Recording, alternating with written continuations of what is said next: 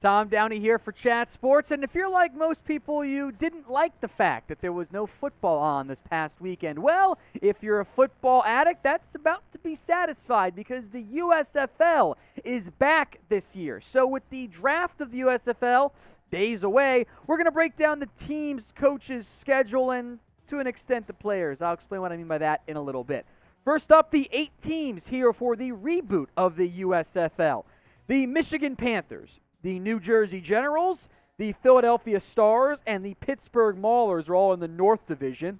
In the South, the Birmingham Stallions, the Houston Gamblers, the New Orleans Breakers, and the Tampa Bay Bandits. Now, we do not yet know what the process for players is going to be. That's kind of a mess right now because the draft is coming up on Tuesday, and we know the order for round 1, but as we'll get into in a little bit, that's going to change each round. Michigan has the number 1 pick, Tampa, Philadelphia, New Jersey, Houston, Birmingham, Pittsburgh, and New Orleans. Like you might expect for an expansion-style draft, a franchise draft if you play Madden and whatnot, the order is going to change each round, and there's a modified snake order for each of the rounds the USFL is going to have. No trades are permitted, but the USFL's order is actually being done by position. Each round is a different position group.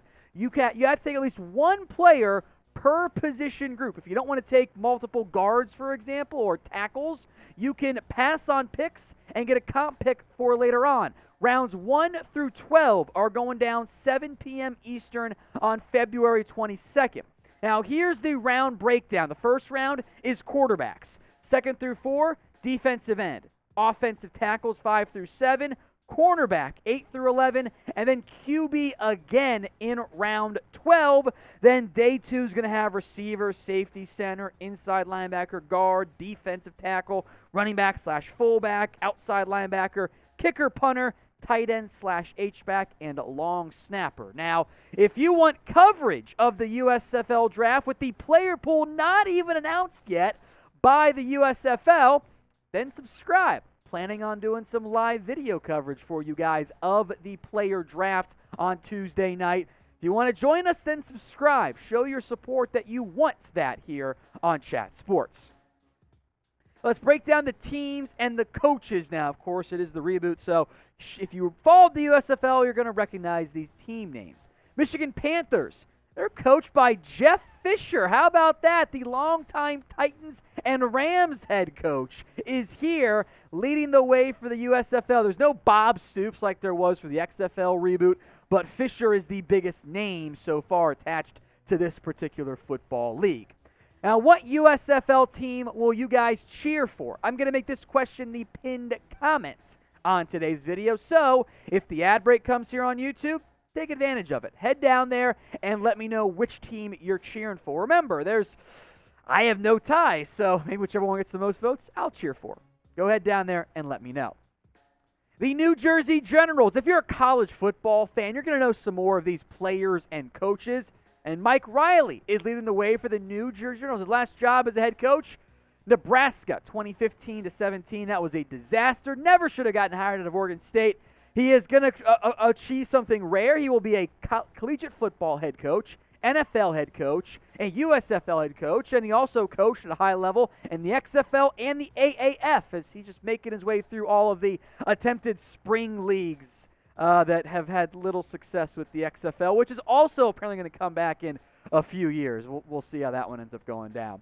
The Philadelphia Stars, and if you don't know the name Bart Andrus, that's okay. It just means you've got a little bit more of a life. He was the Spring League Generals head coach. You know, what the hell is the Spring League? Exactly. He served as a head coach in several lesser football leagues. Highest was the CFL, but he's been coaching. He's coached overseas. He's coached a bunch of these different, I'll call them offshoot football leagues because none of them hold a candle in the end to the NFL or even college football. Folks, NFL jerseys, if you want some of your favorite NFL team, are available for under $90. Chatsports.com/jersey deal. I'll put the link to that URL in the comment section and the description. Whatever team you're a fan of, there is a ton of NFL gear for you. As of right now, nothing for the USFL, but hey, Maybe that changes in the near future. Not every jersey you'll find off Fanatics under 90, but that link's going to take you to a bunch of them. Under $90, chatsports.com/jersey deal. Pittsburgh Maulers, coached by Kirby Wilson. This is Wilson's first head coaching job ever, any professional level. Long time NFL running backs coach, the Raiders, no particular order, Raiders, Cardinals, Steelers, Browns, and Vikings. He's been around the game for a long time, now gets to be a head coach. The Birmingham Stallions, next up here. I'll make note, by the way, coached by the son of Lou Holtz, Skip Holtz. His last job this past year, really, as Louisiana Tech head man, now going to go run ship in the USFL. Longtime college coach, ECU, USF. So there's some blends of college coaches, NFL coaches, and I'm very curious to see which style ends up working the best, although maybe all of them will work at some capacity. Houston Gamblers, elite name, by the way. Gotta love having a Gamblers as a name in there, and I think there's some great sponsorship opportunity there too. They're coached by Kevin Sumlin, and that is, of course, the former A&M and Houston head coach. His last job at Arizona, nobody, and I mean nobody at the college level, was able to recruit high-level quarterbacks or have high-level quarterbacks and not make anywhere near the most out of them. Now, I want honest answers, from this next question. Will you watch the USFL? Type 1 for yes, you will. 0 for no, you will not. If the answer is no, I get it. It's not the same as the NFL, but maybe you watch a game or two if there's nothing else on, because at least it's something resembling football. Let me know what you guys think in the comments. The New Orleans Breakers, next up here. They're coached by a familiar name, Larry Fedora, the longtime North Carolina head coach, is now back in New Orleans general area. He's coached at Southern Miss as a head coach where he got the UNC job. More recently was at Baylor and Texas, OC at Baylor, analyst as assistant for the Longhorns. Now back as a head coach. I wonder if these guys are trying to use this job as a platform to get back into the college football ranks. We'll see. The Tampa Bay Bandits. This is a name you should remember. Todd Haley, the former Chiefs head coach. There's some elite gifts out there of him. Steelers and Browns offensive coordinator recently, but his last job, mind you, was the high school offensive coordinator. Now he's back in the USFL, I should say in the USFL, as a head coach. Now we're going to break down the players. The USFL, to be blunt, is being weird with the way they're handling their draft process. We broke down the order. It's a weird draft order. The player pool is not out there.